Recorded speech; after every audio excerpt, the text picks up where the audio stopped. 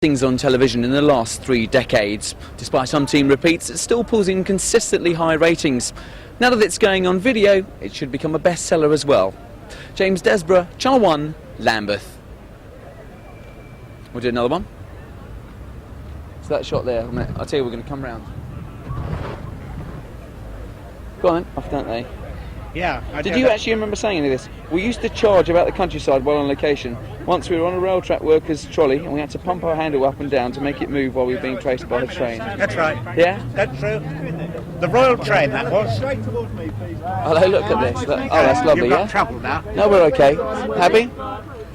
Okay, Frank, thanks so much for joining us. Now, first things first, you're here today. What kind of memories does that bring back for you? Oh, well, mainly, I mean, I think I remember the sort of location filming, all that dashing about the countryside, going up and down a rail track on one of those pump things, you know, walking across a field, holding onto a barrage balloon. But we had a wonderful time doing all the location filming, actually.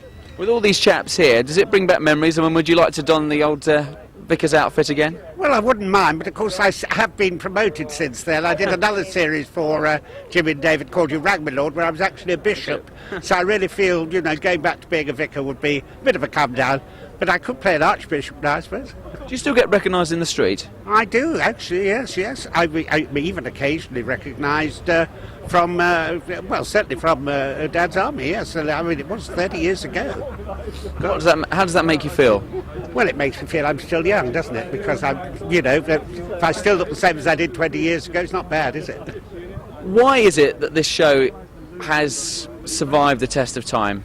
Well, I think it's because it's all based on the characters. The characters are funny, it's good, clean humour, good family humour, and everybody can watch it. I mean, I've met 3-year-olds who are fans of the show now, and I met one actually who said she preferred it to Postman Pat, so that's a real accolade, isn't it? Exactly, yes. And what about the cast themselves? Because it was a very special cast, wasn't it? How important do you think were they in the actual overall? I mean, the scripts are good, but the cast themselves as a unit, how important were they to its success?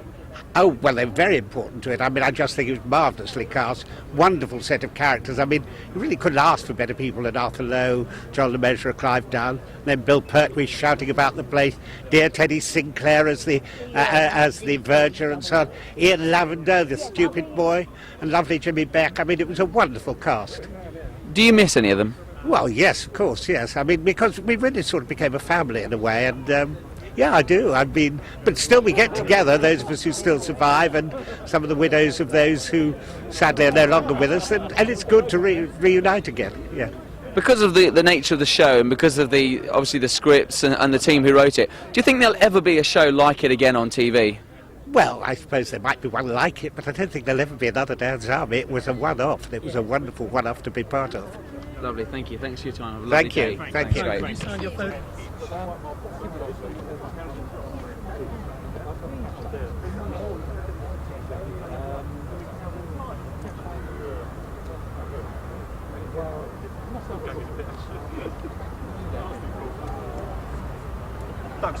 All right. Put that microphone to the stomach and there's a little baby Okay, in ready? there. You hearing? Oh, she hasn't got a microphone on. Headphones on. You'll get noise from there. I don't care. I'll see you later, honey. See you later. Be good. No. Still going, Oh, sorry. Are you doing the Guildford Festival this weekend? Yes, you are. I'll get back to you on that one. But never mind. Don't worry about that. This year's King Rat, of course, is Frankie Vaughan. Yes, who was out the other day. I can't remember where he was, but he was out the other day. You happy? Yeah. You rolling? Jimmy, it is a pleasure to finally meet you, to catch up with you. You're here today. What kind of memories does this bring back for you?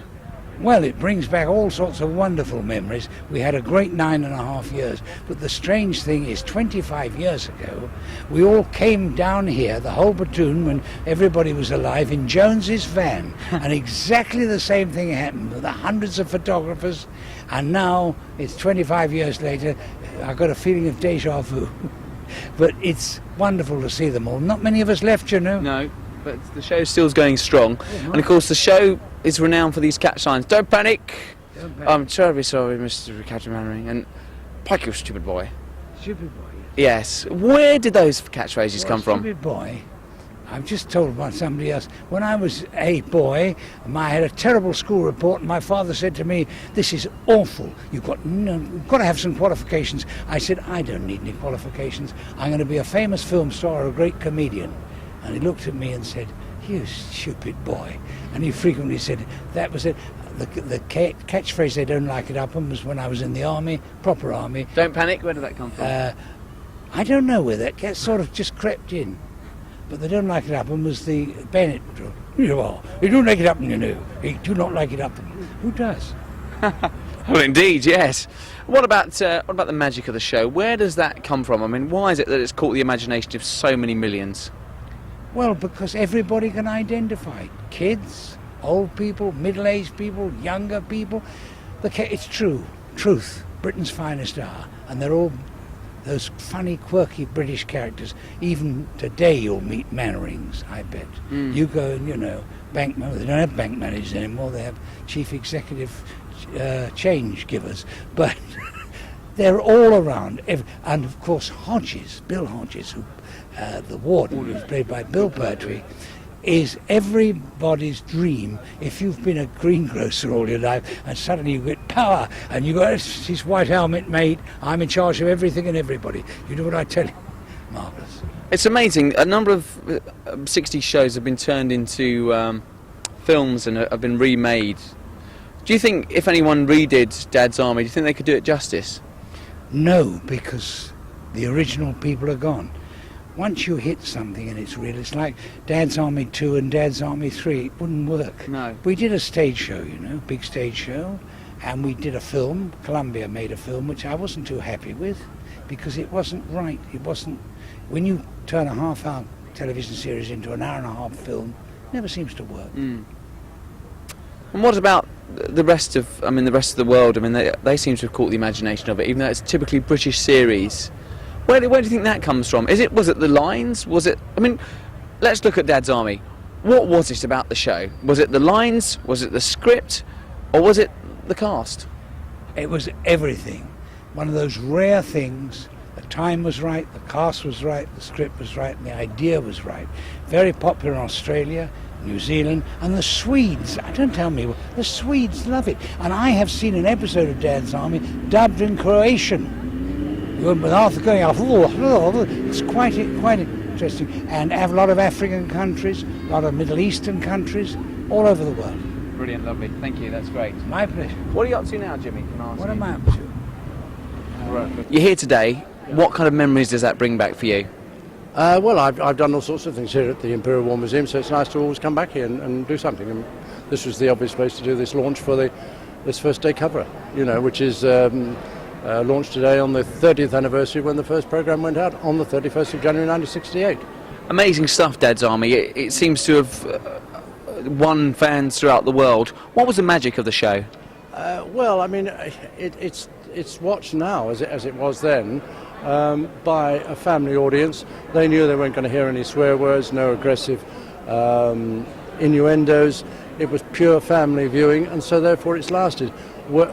And people come back to it because they know that they can switch that on even now, and we get 8 or 9 million viewers on a repeat because they're not going to hear any swear words. They're not going to hear anything that you know they feel part of an era that was part of this country. Because I mean, we had a Home Guard in the 1940s, so Dad's Army was purely an extension of that.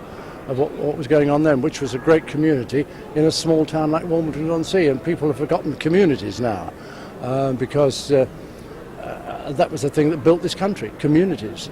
Speaking of the communities, I understand that the cast are a great community. What kind of understanding did you have between you, and was it one of these things that clicked the minute you all met up? I don't think it was a click. We had a job to do. We knew there were some good words to say, and we got on with it and looked forward to the check on, you know, when it came in. Was it hard to keep a straight face? Sometimes it was, yes, particularly with Arthur Lowe, who used to try and make me laugh on occasions, and there were a couple when I've seen the repeats, I think, oh dear, I'd gone there completely. But it was like a family, you know, and because we didn't have the media, the press after us then, or if they did, we'd just say, go away, We don't deal with the press. If they did, because it wasn't that would have interrupted our working.